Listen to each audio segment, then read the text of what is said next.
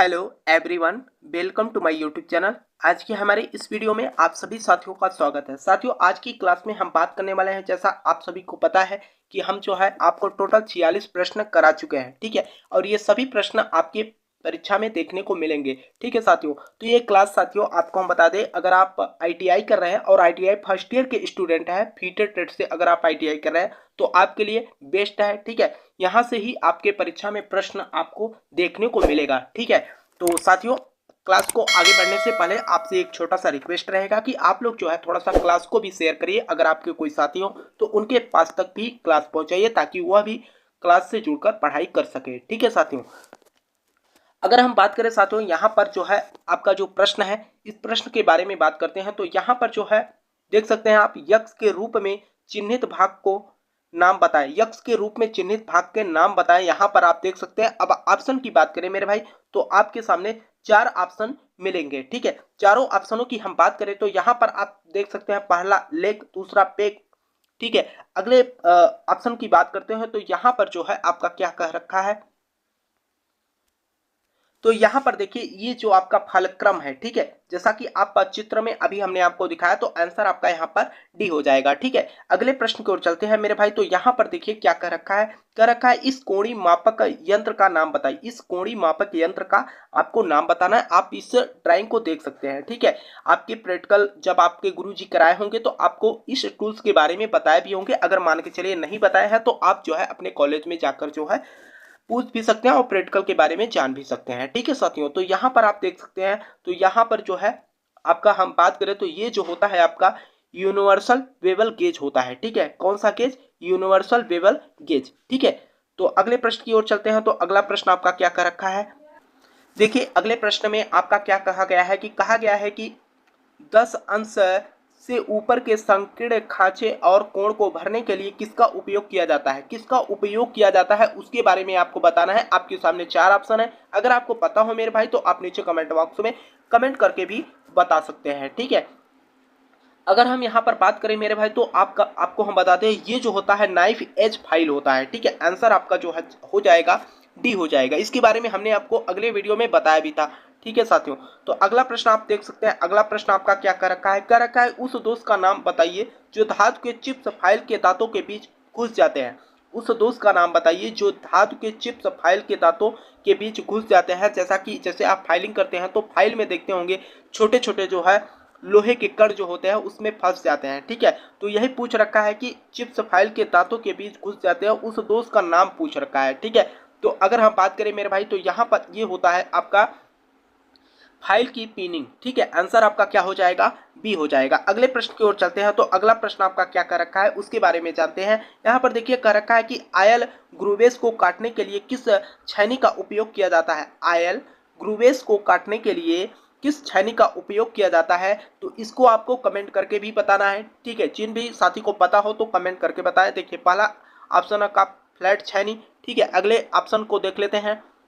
अगला ऑप्शन आपका कर रखा है कि वेव छैनी। अगला कर रखा है कि हाफ राउंड नोज छैनी। जी हाँ, हाफ राउंड नोज छैनी, ठीक है। आंसर आपका सी बन जाएगा, ठीक है। अगले प्रश्न की ओर चलते हैं। तो अगला प्रश्न आपका देखिए, इस तरीके के प्रश्न भी आपके परीक्षा में, और ऐसे प्रश्न बहुत ही इंपॉर्टेंट होंगे आपकी परीक्षा की दृष्टि से मेरे भाई, जिसमें जो है ड्राइंग को देकर जो है जब पूछता है तो वह बहुत ही इंपॉर्टेंट होता है। ज्यादातर प्रश्न आपके ड्राइंग वाले ही देखने को मिलेंगे आपकी परीक्षा में, ठीक है। इस फाइल का नाम बताइए, इस फाइल का नाम बताइए। देखिए अब इस फाइल की बात करें तो आपको ड्राइंग देख लेना है, ठीक है। उसके बाद जो है आपको बताना है। यहाँ पर 4 ऑप्शन आपको मिलेंगे, ठीक है। अगर हम चारों ऑप्शनों की बात करें तो यहाँ पर जो आंसर होगा आपका रिफ्लेरल फाइल होता है, ठीक है। आंसर आपका क्या हो जाएगा, बी हो जाएगा, ठीक। अगले प्रश्न की ओर चलते हैं। तो अगला प्रश्न आपका देखिए क्या कर रखा है कि इस वॉइस का नाम क्या है। इस वॉइस का नाम क्या है उसके बारे में आपको बताना है। देखिए मैंने आपको जो है बताया भी था, ठीक है। इसके बारे में अगर हम बात करें तो यह कौन सा वाइस है, ये जो है पिन वाइस है, ठीक है।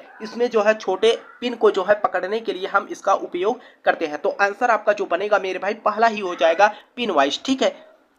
अगला प्रश्न मेरे भाई आपका क्या कर रखा है उसके बारे में देखते हैं। अगला प्रश्न आपका कर रखा है कि हैवी ड्यूटी वर्क के लिए किस ग्राइंडिंग मशीन का उपयोग किया जाता है, ठीक है। क्या कर रखा है, हैवी ड्यूटी वर्क के लिए किस ग्राइंडिंग मशीन का उपयोग किया जाता है, किस ग्राइंडिंग मशीन का उपयोग किया जाता है। अगर हम बात करें मेरे भाई तो यहाँ पर आपका पेडिस्टल ग्राइंडर, ठीक है। तो आंसर आपका इसमें सी हो जाएगा, ठीक है। अगले प्रश्न की ओर चलते हैं। तो अगला प्रश्न कर रखा है कि चेन ड्रिलिंग के बाद मटेरियल को अलग करने के लिए किस छैनी का उपयोग किया जाता है, किस छैनी का उपयोग किया जाता है, उसके बारे में अगर आपको पता हो मेरे भाई तो कमेंट करके बताना। हमने आपको बताया भी था कि वेब छैनी होती है, ठीक है। आंसर आपका ए हो जाएगा, ठीक। अगले प्रश्न की ओर चलते हैं मेरे भाई। अगला प्रश्न आपका कह रखा है कि लकड़ी का काम करने वाले आरी के दांतों को तेज करने के लिए किस फाइल का उपयोग किया जाता है। तेज करने के लिए यानी कि धार की बात कर रहा है, ठीक है। जो है किस फाइल का उपयोग किया जाता है, तो आपको हम बता दें इसमें जो है मिल सा फाइल का इस्तेमाल किया जाता है, ठीक है। आंसर आपका सी हो जाएगा। थोड़ा सा ध्यान रखिएगा, ये बहुत ही इंपॉर्टेंट है, ठीक है। मिल सा फाइल का उपयोग किया जाता है, ठीक है। अगले प्रश्न की ओर चलते हैं मेरे भाई। तो अगला प्रश्न आपका कर रखा है कि हथौड़े का वजन कहाँ दर्शाया जाता है। जो हथौड़े का जो वजन होता है मेरे भाई वह कहाँ दर्शाया जाता है। जैसे कि आप जो हैमर लेते हैं तो उसमें जो है मेंशन किया होता है कि यह कितने वजन का है, ठीक है। तो अगर हम बात करें तो यहाँ पर आपका आंसर की बात करें तो जो चिक होता है हैमर का, वहां पर जो है आप ध्यान से देखिएगा तो वहां पर जो है मेंशन होता है, ठीक है। जब कभी भी आप हैमर लीजिए तो वहां पर देखिए कितने ग्राम का है या कितने किलोग्राम का है, ठीक है साथियों। तो आपका आंसर आपका चिक हो जाएगा। अगले प्रश्न की ओर चलते हैं। तो अगला प्रश्न आपका देखिए क्या कर रखा है। अगले प्रश्न की ओर देखिए कर रखा है कि अगर चिपिंग करते समय छेनी का निकासी कोण अनुवंशिक कोण से कम है तो क्या प्रभाव होगा।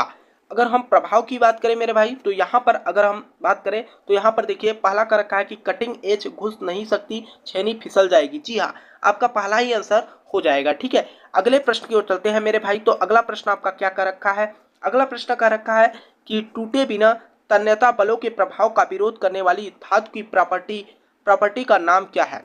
देखिए स्पष्ट रूप से पहले प्रश्न को अगर देखिए, कोई प्रश्न अगर आप परीक्षा दे रहे हैं तो अगर एक बार प्रश्न को पढ़ने में आपको समझ में न आए मेरे भाई तो उसकी दोबारा पढ़िए। टूटे बिना तन्यता बलों के प्रभाव का विरोध करने वाली धातु की प्रॉपर्टी का नाम बताइए, ठीक है।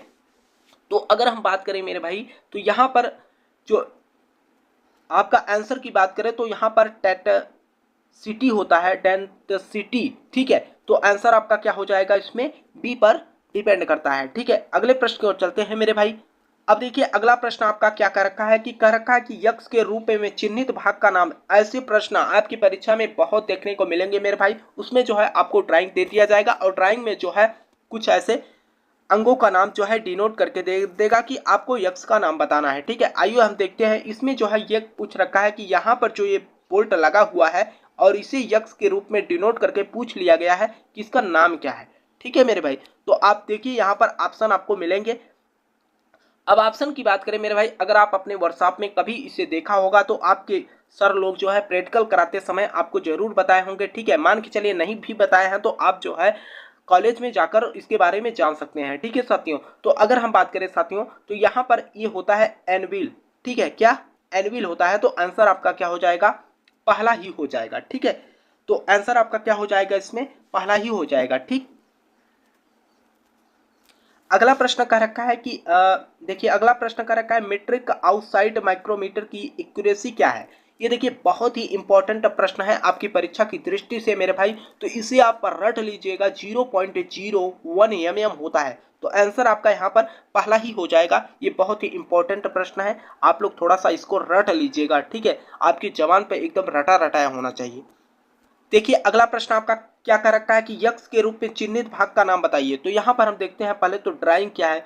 ये जो है आपका ड्रिलिंग बीट है, ठीक है। और ड्रिलिंग बीट के सबसे पॉइंट पे जो है यहाँ पर देख सकते हैं आपने इस कोण के बारे में पूछा है, यानी कि यक्ष क्या है उसके बारे में। अगर आपको ऑप्शन में कोण मिलता है तो वही आपका आंसर होगा। यहाँ पर देखिए आपके ऑप्शन मिल गए, क्या, बिंदु कोण, ठीक है। आंसर आपका क्या हो जाएगा, डी हो जाएगा। आइए अगले प्रश्न की ओर चलते हैं मेरे भाई। तो अगला प्रश्न देखिए आपका क्या कह रखा है। अगला प्रश्न कह रखा है कि ड्रिल सेक में किस प्रकार का टेपर दिया जाता है। टेपर दिया जाता है, किस प्रकार का टेपर दिया जाता है, ये जो है आप सभी को पता होगा, ठीक है। आप जो है कमेंट करके भी बताना, मोर्सर टेपर, ठीक है। आंसर आपका सी हो जाएगा, ठीक है। अगले प्रश्न की ओर चलते हैं मेरे भाई।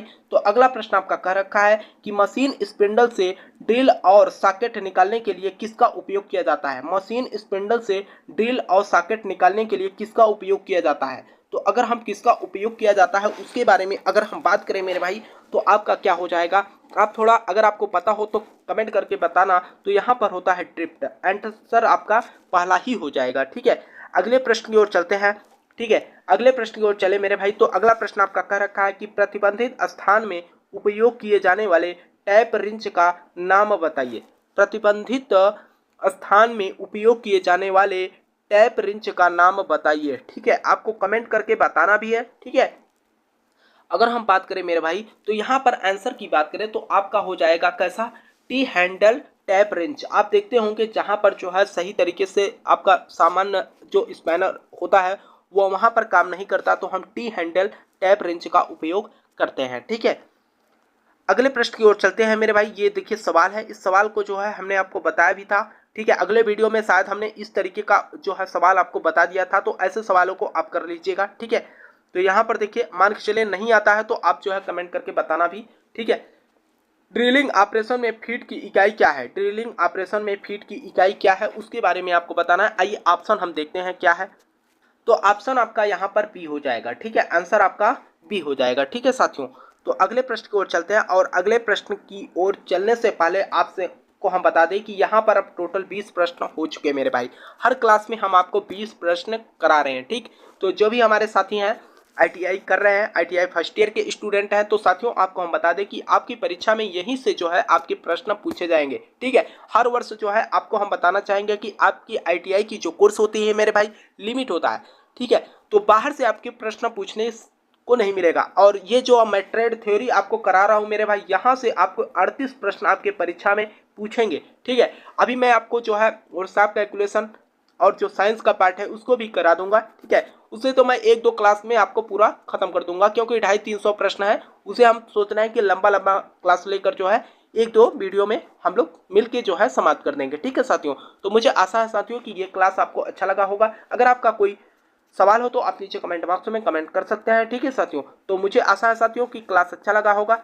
चैनल पे पहली बार विजिट कर रहे हो मेरे भाई तो चैनल को सब्सक्राइब कर लीजिएगा, क्योंकि कोई भी लेटेस्ट इन्फॉर्मेशन आएगी तो आपको हमारे चैनल के माध्यम से जानकारी मिल जाएगी। ठीक है साथियों, तब तक के लिए साथियों आपसे हम मिलते हैं अगले वीडियो में। तब तक के लिए जय हिंद, जय भारत।